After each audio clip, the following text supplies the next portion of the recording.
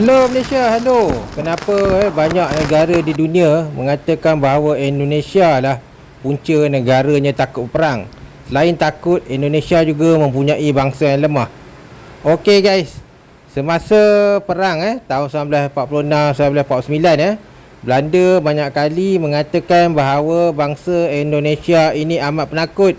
Semasa diserang, hanya orang ataupun orang rakyat biasa saja yang tinggal.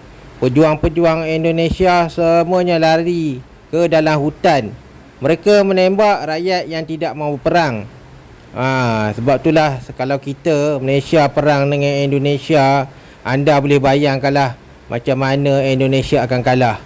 Ini adalah perang pada tahun 1948 yang dimenangi oleh Belanda. Tetapi Belanda tidak dapat menjajah Indonesia sekali lagi, kerana pada masa itu perjanjian selepas Perang Dunia, kuasa-kuasa yang telah tewas Perang Jepun semuanya kena menyerahkan kuasa kepada rakyat mereka kembali. Dan walaupun Indonesia telah surrender, tetapi Belanda telah membuat satu perjanjian yang merugikan Indonesia. Sehingga sekarang Indonesia kena bayar hutang dengan Belanda hampir 999 tahun.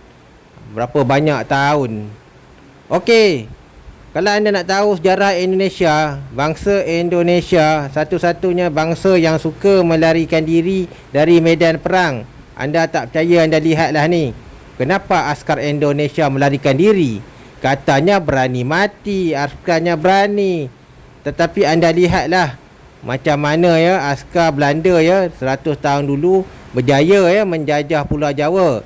Ini adalah perang Jawa di mana pada masa itu askar Belanda telah berjaya menjajah Indonesia dengan mudah. Ya, cakap saja besar, tapi bila Belanda mari, lari. Bagaimana Indonesia surrender? Belanda telah menggunakan senjata-senjata saksi seperti meriam. Walaupun askar Indonesia lebih ramai daripada askar Belanda, tetapi dalam masa 1 jam, beratus-ratus orang Indonesia mati. Ini adalah disebabkan teknologi. Pada masa itu, Belanda mempunyai teknologi senjata ataupun rifle yang lebih canggih daripada Indonesia. Sebab itulah walaupun bangsa Indonesia ni ramai, mereka surrender. Cakap saja besar dengan askar Belanda takut. Ini adalah pertempuran di askar Indonesia pada masa itu dengan Belanda. Ini di Pulau Jawa. Sebab itulah saya cakapkan Indonesia ni memang senang lah negara dia kena jajah. Okey guys, kalau anda nak tahu, pada tahun 2026 Indonesia gagal bayar hutang dengan China.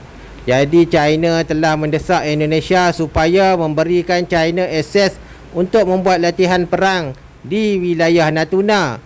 Dan akhirnya pada tahun 2026 China telah berjaya mendapatkan hak untuk beronda di Natuna.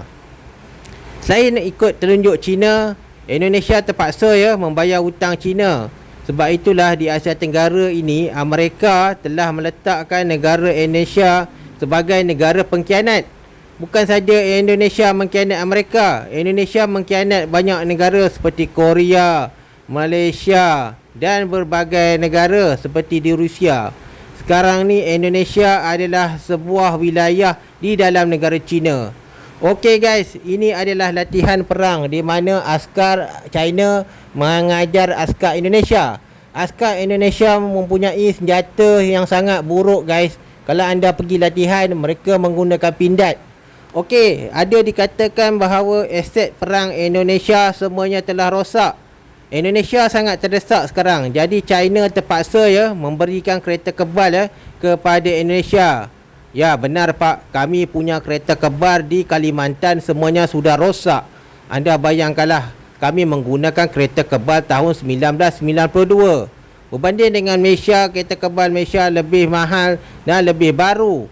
Jika berperang, Indonesia bukan saja akan ditewaskan dengan mudah di Kalimantan, malah akan memalukan bangsa Indonesia itu sendiri. Itu kata Kolonel Indonesia. Okey guys, ini adalah China Saya mahu Indonesia bayar hutang Pak. Jika tak bayar, kamu Indonesia akan jadi boneka China selama-lamanya. Betul lah. Selain kuat menipu, Indonesia juga telah menipu Iran.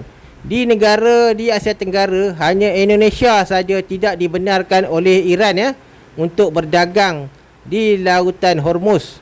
Okey guys, ini adalah bom atom yang hampir diletukkan di Indonesia pada tahun 1967.